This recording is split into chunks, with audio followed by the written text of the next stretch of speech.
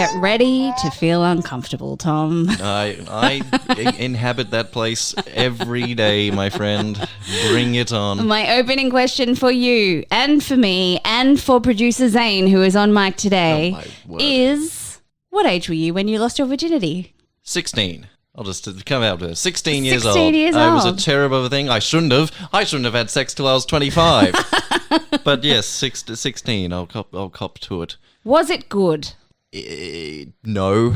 No. I'm not sure that I've ever heard anyone's. So I'm also... the enjoyable aspects, touching boobies is always nice, right? Okay, yep. You know, so the elements of it is always wonderful. Yes. But as a whole experience, no. Yes, I yes. would probably answer. I also 16. Hey, there you go. High five. Across the way there. Not super fun. No. No. Quite painful, actually. And it was one of those ones where you're like, is this what everyone is talking about? This is it. Really? For the rest of my life. Oh, okay. I mean, it got better. Gross. Zane? Well, now I feel like I'm going to be slut shamed. I was a bit younger than you all. That's not slut shaming. I would have had I had the opportunity. I just did not have the opportunity. Yeah, that's right. So I was 14, and it was good. Congratulations. Fuck well yes. done. Well done. But again, like as is evident in my episodes, I was a very precocious child. Yes. So yeah, like it was with my boyfriend at the time, and we had talked about everything and explored everything and prepared everything, and it just went to plan. Communication You did it. solves all the problems. You had sex at 14, but you were very adult about it. It's sounding you were at least in a comfortable, knowledgeable position. I think I was too young. I was too dumb. I wouldn't say knowledgeable, right? Yeah, but sure. like because again the resources available. I meant talking to each other and knowledgeable of each other. I suppose is what. And I it meant. was like. That's the thing. Controversially, I think people having sex at an age younger than 16 isn't necessarily the worst thing that could ever happen in the world. Mm-hmm. There's a lot of power imbalances when it comes to like bigger age gaps at that age. Yes. But again, like I think I was perfectly okay and a better person for having sex at that age. Right. So I don't regret it. But it is a little weird because having sex at that age now, if a 14-year-old told me that they were having sex with their regular boyfriend, I would be like, "You're a cherub." Oh, dude, I have a 12-year-old sister, and if in 2 years she's having sex, I'm going to be having words with her. Yes, right. But for me, I could have had it earlier, but we didn't have protection, so I said no. Yes, because, if it ain't on, it ain't on, as everybody was saying back in the times. So, yes, back in the times. So there you go, readers. Some behind the curtain action from your three hosts today on Ghosts of Boyfriend's Past. My excuse is that I grew up in a rural area and there's not much else to do. Yeah, fair enough. Rural Australia. So parents, if you don't want your kids having sex young, give them wholesome other activities to do. Yep. Fill their time. I just spent a lot of time with my family and not a lot of time other places. So, all right. So today is a main episode. You have Your Ears Do Not Deceive You. It is a main episode. However,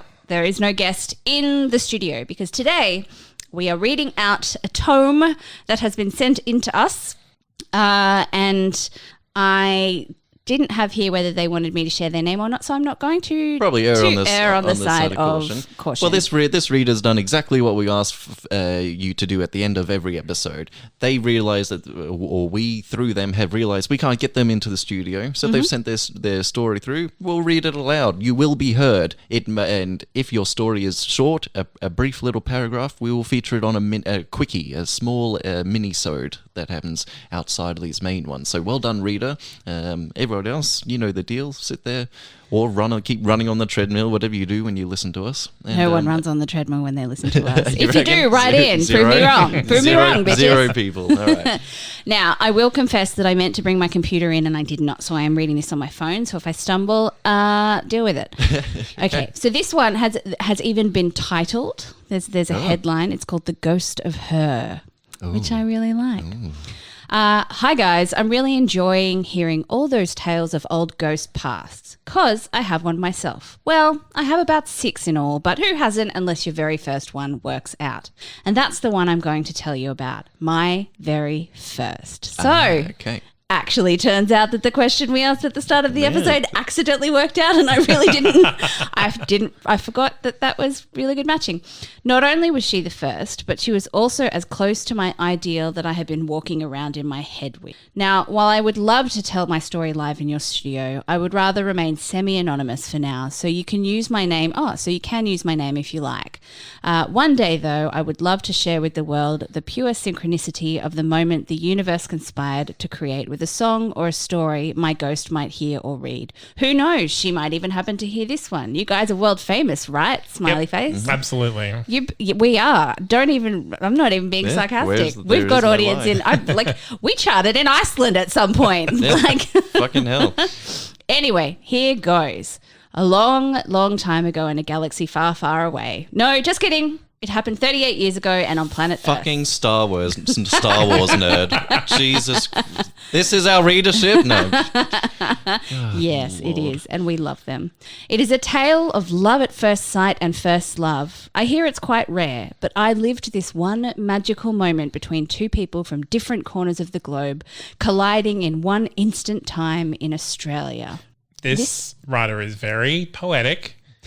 Yep. And I'm using the word poetic instead of melodramatic. But I'm interested to see where this goes.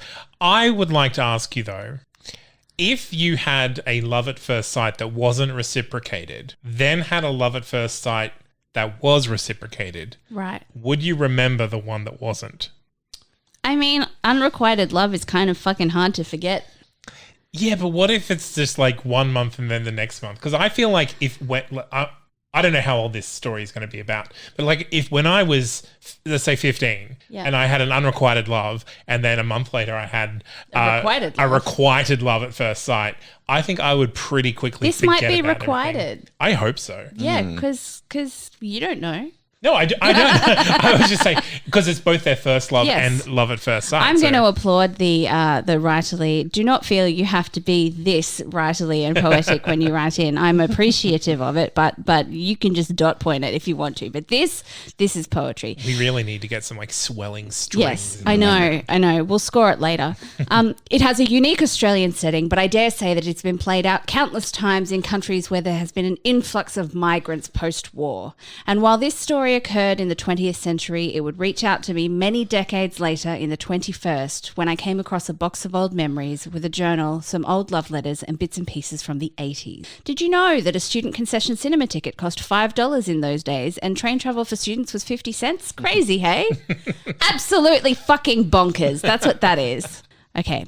I was born in Uruguay, she in Spain. It was Friday, the 11th of January, 1985. Oh, wow. I was like a couple of months old, bro.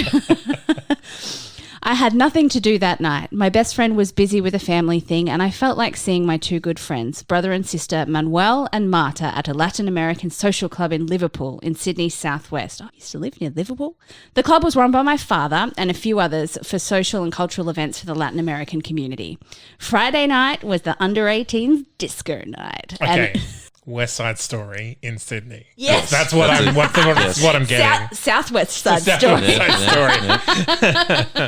Now I'm imagining everyone just clicking and dancing. Yeah. But they're in the dance hall. Like it's totally identical. Yeah. I was its DJ up until the month before, but that's just another story for another day. Humble brag. Mm-hmm, I know. I love it. By the way, this person has said that we can share their name. Their name is Alex.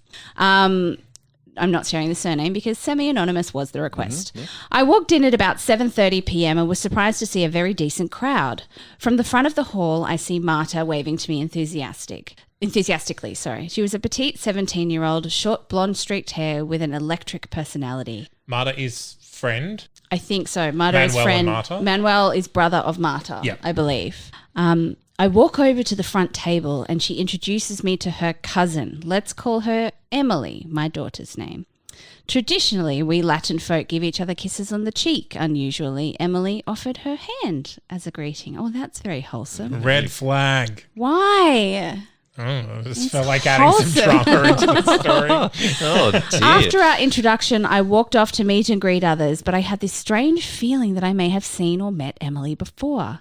The music began playing at 8 p.m. and I scanned the hall for Marta, my usual dancing partner. I look around and I see Emily sitting by herself at one of the front tables where we were introduced earlier, one hand cupped under her chin. I felt kind of sorry for her as there weren't many other people sitting down, not usually being very decisive when it came to asking girls for a dance. I distinctly remember something else just pulling me in. As I approached, she smiles. I asked her for a dance and she very politely replied, yes. Thank you. To give you an idea of what she looked like, imagine Virginia Madsen out of the 80s film Electric Dreams, but with shoulder-length hair. Okay. Now, some of our younger listeners may need to do a bit of a Google. Just Google it. Yeah, Just Google it. We can do that these days.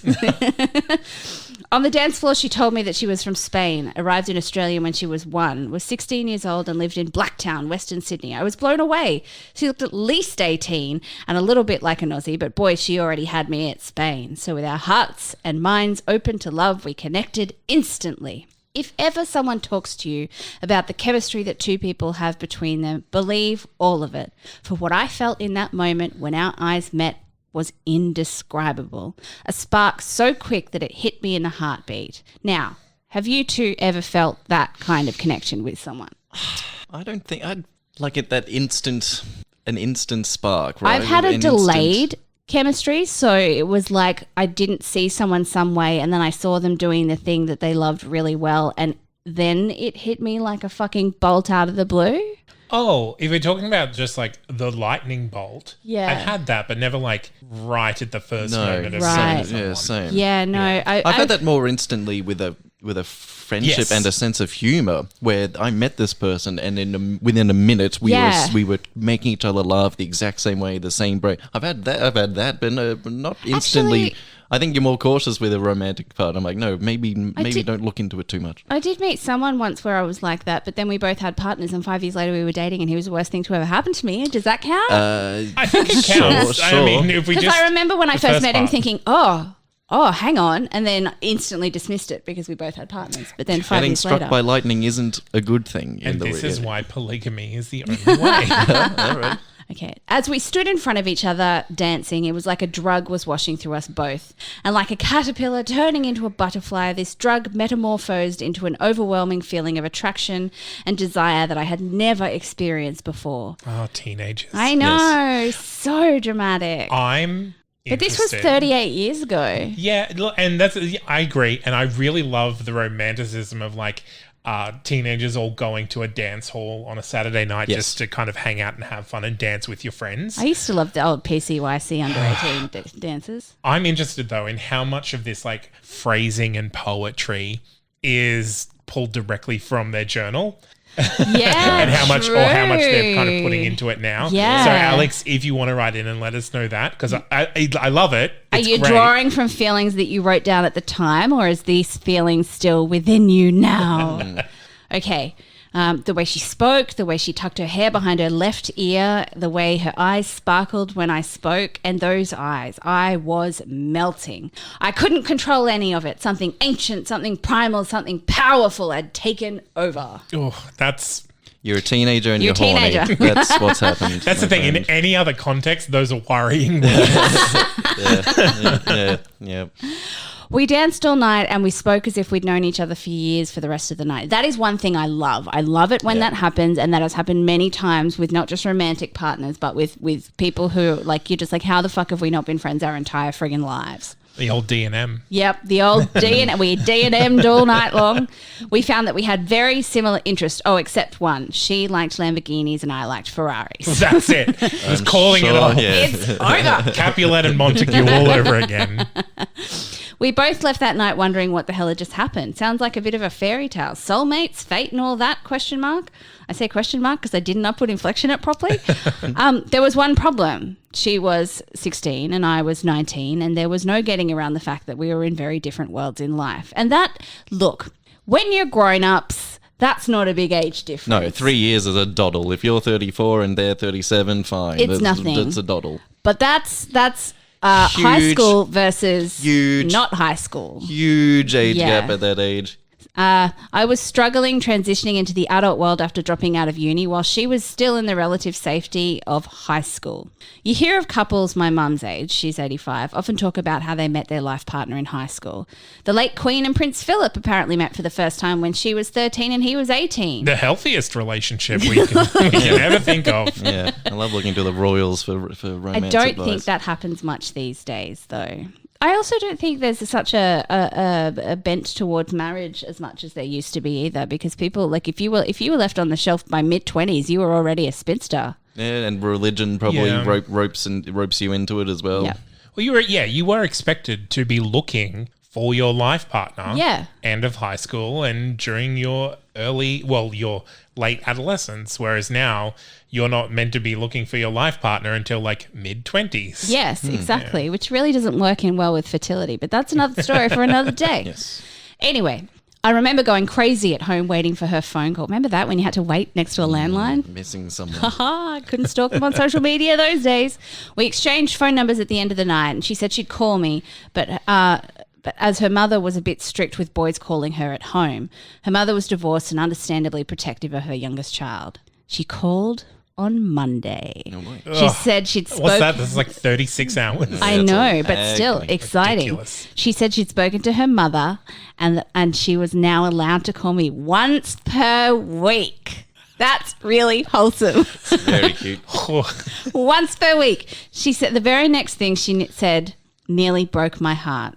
She said she was too young for boyfriends. Her mother wouldn't allow it, but that we could still see each other as friends. We both had traditional Hispanic upbringings and shared similar values, so I understood and respected that. So that's how it was for a year. Okay. We saw each other about every 2 weeks. We wrote letters and we spoke on the phone once or twice a week.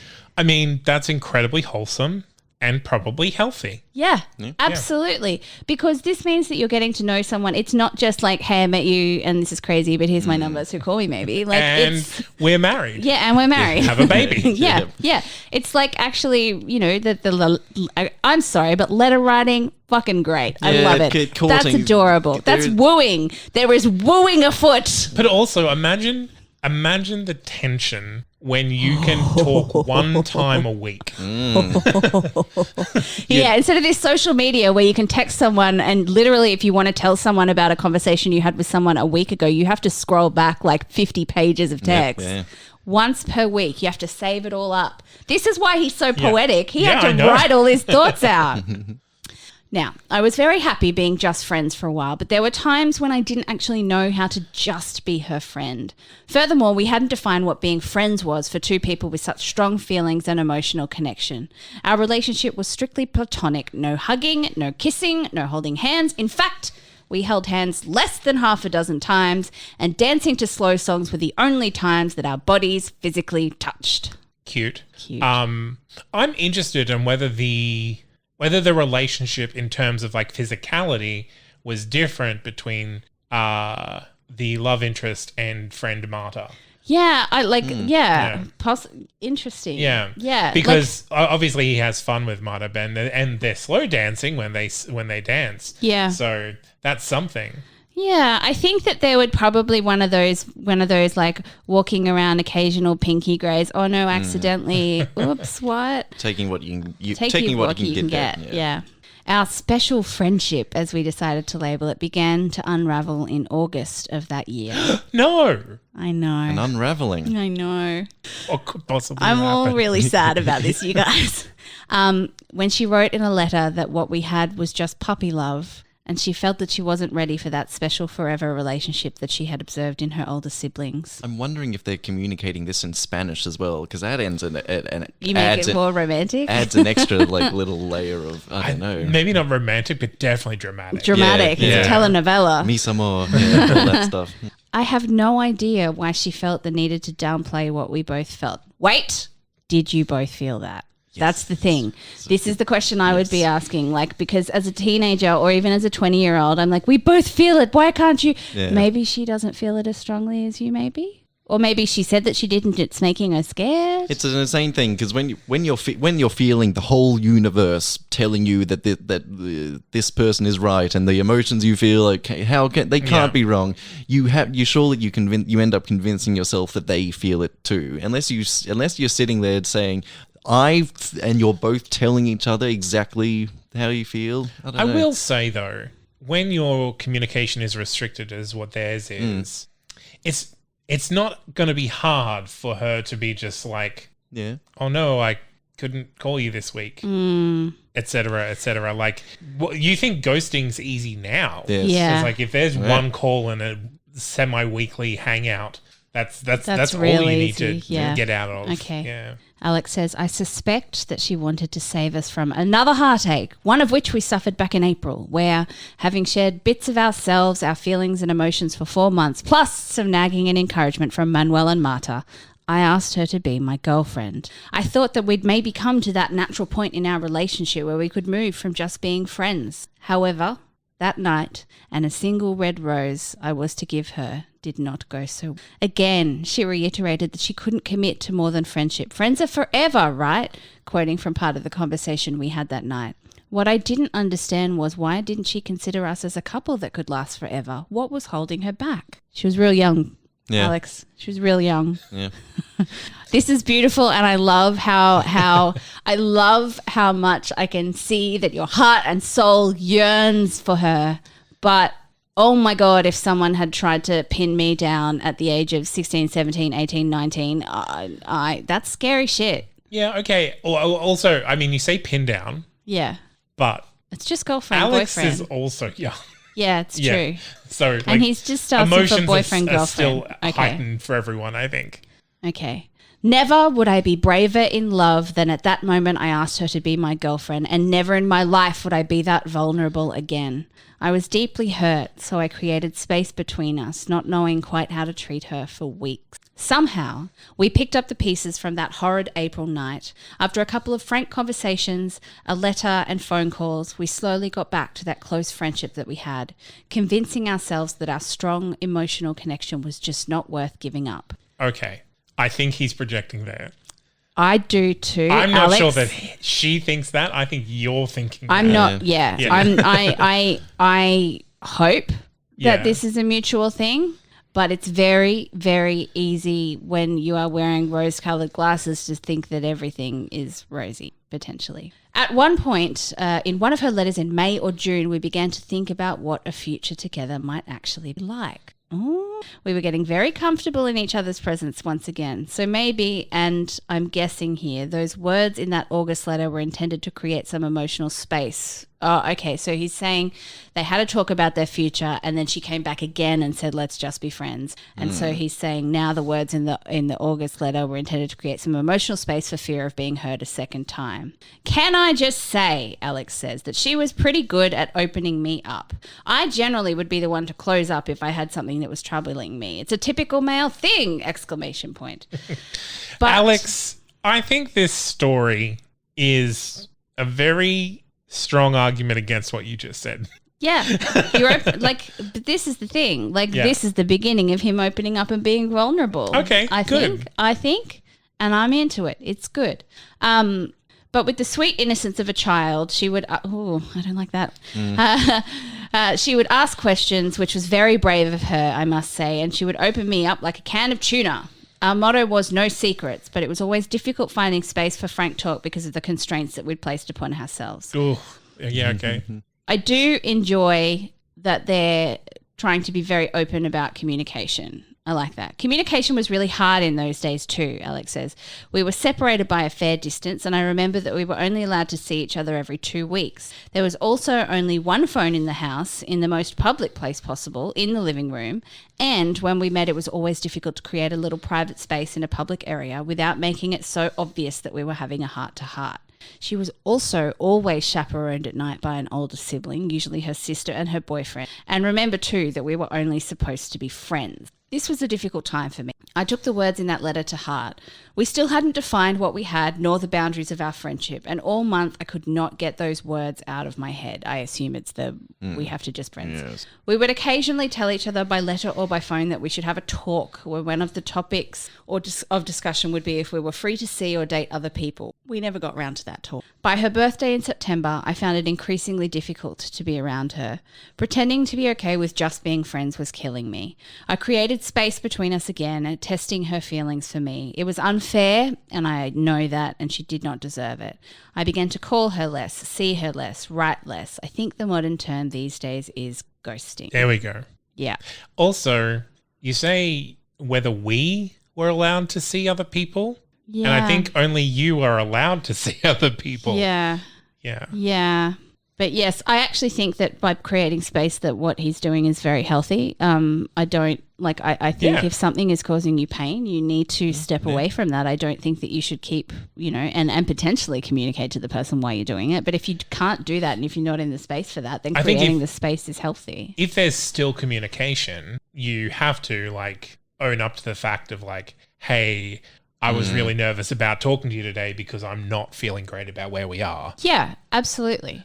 But it doesn't sound like he wanted. It sounds like he's gone back to old teenage Alex and closing up. Yeah, yeah. We went to Tina's nightclub in Seven Hills that night. Your listeners in Sydney who were clubbing in the 80s would remember that place. Write in and let us know if you remember Tina's. It wasn't a good night.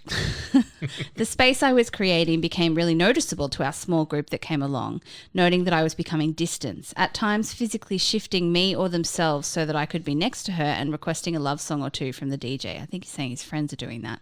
However, they didn't get played before her 12 o'clock curfew. Thinking back, I think her sister knew that I had started to check out and probably thought that if she got us physically close that I might come back and lose the distance that I was creating. So it sounds like the friends are trying to play matchmaker here and he's shut down. The sister is her chaperone, right? Okay. Yeah.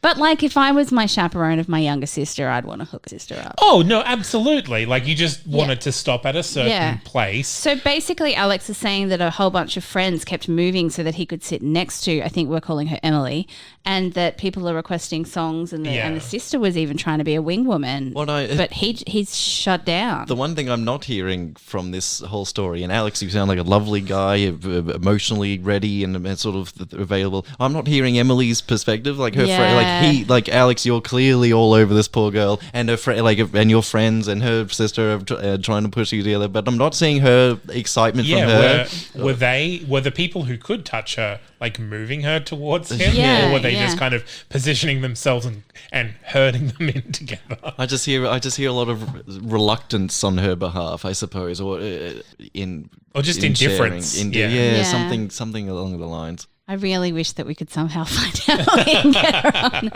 Okay, the insecurities that I felt were made all the more intense by an upbringing that I'd had without physical nurturing. I don't blame my parents, it was part of their generation, but I yearned for human touch from someone with feelings for me, from Emily. I lost my best friend that night too, to my younger sister who had been after him for months. My parents had always insisted I bring her along to social gatherings, and it was one of those WOG things. Now, you can only say that, the W word, if you are actually... Lost my best friend? Yeah, I know. I think, yeah. It took me completely by surprise. I didn't see it coming. I thought that there was an unspoken rule. Anyway, we were never the same after that. So I think it's you don't date your siblings. Don't date my siblings, bro. Oh, yeah. I thought he died. No. No. So well, that's why I lost my best friend that night to my younger sister who'd been after him. So Alex's sister... got with his best friend. Yeah. So therefore he couldn't be best friends anymore. Yeah, because you broke the bro code or whatever. I think it's a little you harsh get to another the brother. best friend because the saying saying to your best friends, please don't sleep with my siblings if you can help it, is one thing, but saying to your own sibling, please don't trying to tell my baby, one of my sisters, what to do as a teenager, you just can't do that. There's no hope. So I don't know, little unfair. All right. Now, we're jumping forward. For my birthday in December, I went over to Emily's place. It was a chill day, one of the best of our whole year together. She gave me this giant card and an envelope she made herself, similar to scrapbooking, all nicely decorated with lace and other colourful bits and pieces. In the card was a letter which I was asked to open at home, her last.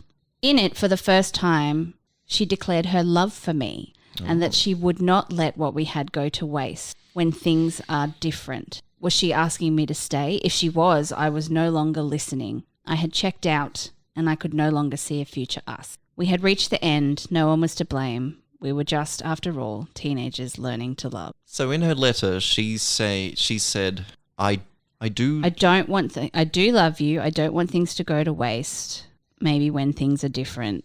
That's the exact quote. Yeah, but still not now. It's still a not now, and he's like, nope. I've been breadcrumbed. This is what we call breadcrumbing potentially. Yeah. I've been led on. I wouldn't say led on because we don't know Emily's side, but I've been on the hook for far too long, and he's checked out.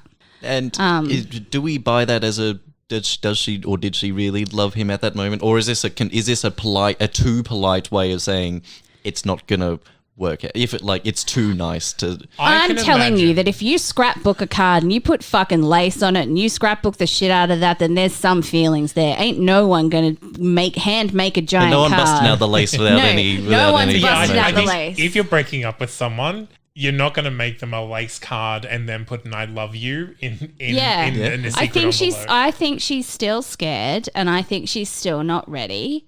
And I also think that she probably does love him, but not in a sexual, romantic way at this point in her life. And that letter is just the nicest, best way to But potentially, as Alex says, she was asking him to uncheck out, and he was done. Okay. So he says, and that was it. I walked away. Oh, this is sad. And other than a few Christmas and birthday cards in 86, 87, I have never seen or heard from her again. No. The social club where we spent so many nights together closed down February 1986. In fact, after it closed, I would never be close to the Hispanic community again. I was up to that point seeking a lifelong partner from my own community to make it easier on my parents. Shit, this is West Side Story. But that letter was a gift. I must have read it 100 times. It contained a strange poem of which she was not the author about a ringmaster and a clown. I've since lost her last letter, but I'm certain now that poem was a metaphor for the distance that our love had to endure through the rollercoaster ride that was our special friendship. For I distinctly remember the last line saying, "For you are the ringmaster, but I am a clown." The gift of those 3 words I had so wanted to hear, "I love you," for nearly a year was in the end bittersweet. I was aching and I was grieving for the loss, but it set me on a path to better myself by converting to a part-time electrical engineer. Well, that was a left turn. Converting to a part-time electrical engineering course I'd started while I was with her to a full-time course to study with a view to a career. A distraction is one of the best remedies for heartache. Yes, agreed. Yep. With the added benefit that it would get my father off my back, who kept banging on that I should be getting a full-time job. Jesus, Dad. Get off my back. I'm in love, right? Gosh. I'm heartbroken.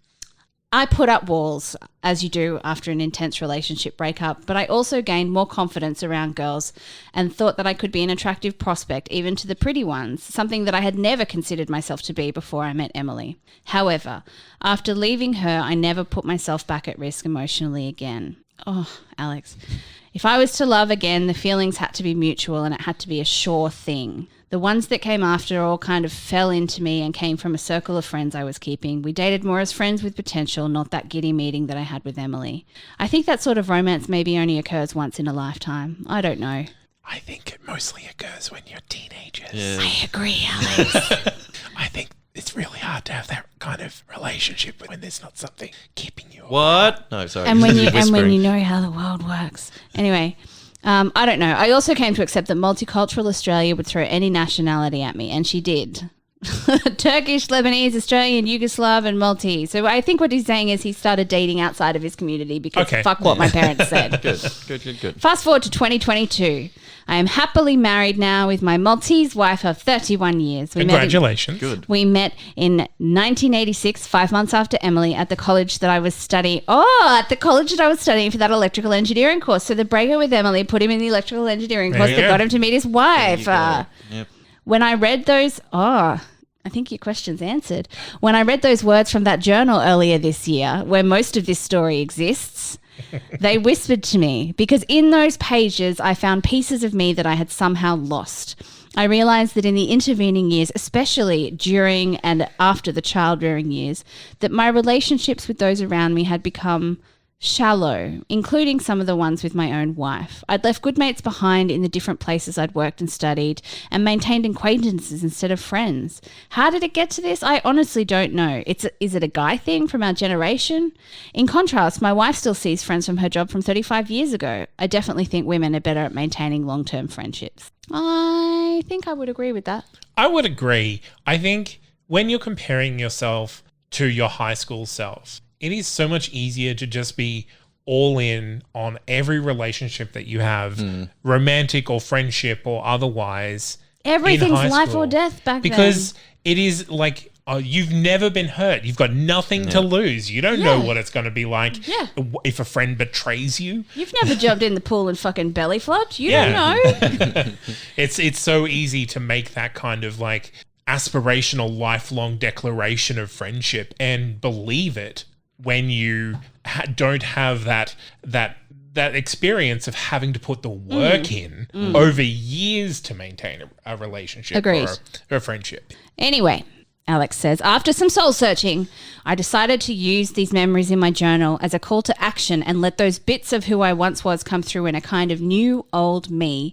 I felt I needed to be more attentive of the people around me, make the effort to connect with people on a deeper level, letting go, being a little more vulnerable as I was as a teenager, taking every opportunity to foster new friendships rather than let them pass me by, and making an effort to rekindle some of the old ones I left behind. This feels good. I have found now it says, you know what that word is? Ikigai, a kind of renewal of my being. Some say I'm having a midlife crisis. What is that anyway? Look, I think that it's not too dissimilar. A midlife crisis is a guy trying to recapture the passion of his youth. Yeah. Women can have midlife crises too. I think when women do it, it's not a crisis. I have a quarter life crisis and then a midlife crisis. Look, now here's a twist. By chance, I found Emily on social media late last year. Dear. What would you do? Oh no! What would you I'm do? bracing myself for the worst. I'm not going to. He gives a little bit too much identifying information, but I'm going to skip that. I did send her a direct message via Instagram, but she has either forgotten me or feels a little bit all too awkward as I got no response. Don't find out. You don't want to know what you don't want to know. Do you know what? You used the experience of Emily as a grown-ass adult to help you be more vulnerable, open, honest, and show up as your authentic self. And I think that is her purpose in your life. I don't think it's her specifically. I think the growth that you got from her. I think if I had done that for someone, I would like to hear about it. Yeah? Yeah. Even if like it was a bad relationship or a bad situation that ended poorly, but they've basically gone back and reflected 20 years later and said, hey, I know we're in different places right now, but this meant so much to me right now, and this is what I've gone on from there. Thank you for that. No expectations from now on, but yeah. Look, I hesitate to say this, but when you message someone on Instagram out of the blue, occasionally it goes into another folder and they never see it. So there is a chance she actually did never see it. Yeah. Do with that information what you will, Alex. Goes to Boyfriend Plus is not liable for any death accidental. Checks on the I wonder what the statistical probability of meeting her again by chance would be. Easier to win lotto, methinks, but maybe one day I'll run into her as I frequent. No, I'm not going to say that either because that's too much information. If it would mean a lot to me if I could tell her that I'm sorry for walking away all those years ago, for leaving without an explanation, because the ghost of her still haunts me to this day, as no relationship, not just romantic one, should ever end with the unanswered questions without an ending, with the closure that I did not give her, because trust me, you'll carry it like a heavy weight deep inside you for the rest of your life, coming to the surface on those occasions when you're reminded of them. And if that day ever comes past and we were to meet, the tears would certainly flow before I could get out that first hello. But I reckon after the emotion of those first few moments have passed, we'd talk as if we'd never broken our friendship. Sounds so simple, hey? Yep, so far away. It's something that would make this story complete. My best wishes for your show, Alex. Thank you. First off, thank you, Alex, for wishing us well and for writing in. For writing in such a beautifully composed, heart-wrenching roller coaster of teen love. There's Also relatable. Yes. Yeah, Like, very I went relatable. right back to the teen. My little heart just felt like it had been broken by my first boyfriend out of the quadrangle at school. Now, the issue of the hypothetical of if I ran into her again 20 years down the line, what would we say to each other? The things I would... That sort of temptation that everyone would have to reconnect with someone from years and years ago, if that opportunity... Should you take it? Would you only be disappointed in... Are you only leading yourself to upsetness or disappointedness, or with the words even if it's a that positive Alex is outcome. using in this? He's already written this big strings kind yes, big crescendo. This is a movie, right? Like Yes.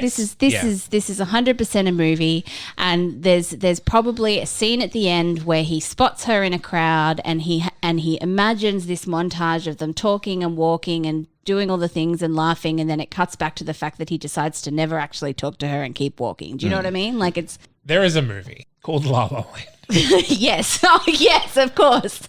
And I think it's similar to that, whereas like they had a relationship that meant a lot. Yes. And they learned a lot. Yes. And they moved on. Yes. And then if they were to meet again, they would have to meet as the new people that they are, Yeah, not the that's people right. that they were. Yes. And if Alex was looking to reconnect with the same person that she was 38 years ago, he would be disappointed. But if Yes. he was looking to learn where she is and what she learned and where she is now, then I think that could be. Or even just to explain the Yeah. profound impact that Absolutely. she had on him. Yeah. Like if you are not wanting anything from somebody else from that interaction, and you want to, like not wanting, expecting anything else from that interaction, then I think it's wise. Because I think there's a difference between nostalgia and appreciation for where you've come from. But you Yeah. also you're also relying on the other person wanting Yeah. to connect with you, because yes, you may want to tell this person from your past I do it every single day of my life, all the people in my past that I want to go find and apologize to and sit down and say I did this and this and it hurt you this way, I'm sorry. Everyone wants that chance, right? But you don't get them often in life. So thinking about and wanting to reconnect you is torturing yourself, isn't it? Yeah. And here's a real life example. It's not about romance, but I probably about 10 years ago ran into my school bully, and she didn't even remember who I was. Yeah. She ruined my fucking life. She ruined my life, and I was like, I wanted to go up and say something to her, and she was like, "Hey, sorry, who are you?" And I was like, "Are you fucking kidding me?" Like the stories that the things that had a different. Things that had an impact on you are not always the things that had an impact on other people. But I would think if they did meet that I'd probably try and say, our relationship led me to my wife, and it led me and rediscovering our relationship now 38 years later has led to me opening up and becoming a more vulnerable, attentive, empathic person. Don't get me wrong. It's Honestly, just you're just showing her that letter. Just yeah. good point. Yeah. Just don't get me wrong. Just being given the opportunity to Yeah. have that conversation with someone is slim and rare. So don't plan for it, people at home. Not just Alex. Don't plan on one day she will want to, or they will want to meet me, and I want to meet them, and we will want to have That's not going to always. That's not always going to pan out that way. So don't torture yourself on expectations of a coming together in the future. That would be my lessons learned if we are going to touch them from this little thing. Look, my biggest lesson learned is that sometimes people are meant to come into your life for a reason, not a season, just to be super cliche about it. But some people's role in your life, even if you're like, oh no, what could have been? Like think of all of the flow-on effect of the things that have happened in your life since that moment and how it changed you. And I think that the fact that Alex is able to look back on these journal entries and reflect that he's actually lost a bit of the passion that he used to have back then and gone after getting it back again is enough of a reason for Emily to have had a profound effect on his life. I think what I've learned, and this is a really, really cynical thing to learn. Gosh, it must have. Like, if I had all the passion that I had as a teenager, I'd be exhausted. It'd be so exhausting. I'm so tired, guys. I'm just an But old man. I want a little bit of that passion. Like I want a little bit, like a soupçon, like a tiny, Just a un little petit bit, peu. a little bit of that naivete back. Yeah, A little bit of that optimism. anti-cynicism. That's called optimism. Is it? Yeah. A little bit of the romance back. Like that's the thing. Incredibly charmed by the story, but just like I'm glad I'm not a teenager. I'm glad I'm old. Yeah. Alex, thank you so much Yes. for writing in. I cannot tell you how much it means to both us and our readers to have had such a beautiful telenovela saga Yes, thank to you. have read out. Thank you for taking the time. Thank you for taking the time to be self-reflective, to put the mirror inward and ask yourself some questions along the way. And Somebody inject so much poetry into it. yes, And the fact that you're writing into us shows that you are not clamming up and that you are being vulnerable. And thank you yes, for that. that's right. Yes, men have a hard time opening up traditionally, historically, but you can help by opening up as you have. So you've helped other men that are coming after you, and that's a good thing to do, my friend. Thank you for listening as well. Thank you for taking our advice. Everybody else, take a minute to reflect on Alex's story, their bravery, and thank them for coming in as well. Thank you for listening and tuning in. Do you have a story to tell? Because Yes. if you do, we will read it out for you, whether it's a teeny baby little story of some date that just went real bad real fast. We'll tell that on a quickie. If it's a longer saga and you either can't be here or would rather not put your name to it, you can write to us at ghostofboyfriendspast@gmail.com. If we don't reply to you, please hit us up on socials because chances are it's gone into spam because I make an effort to reply to literally every single thing that comes in. And oh my God, that takes a long time. So just let me know because 100% I will write back. I couldn't think of the word just then. It's gone. But in the meantime, thank you so much again for listening. And guys, like, be more authentic, be vulnerable. Let's all capture a little bit, just a little bit. It's too tiring to capture a lot, but capture a little bit of that teenager romance back in our lives.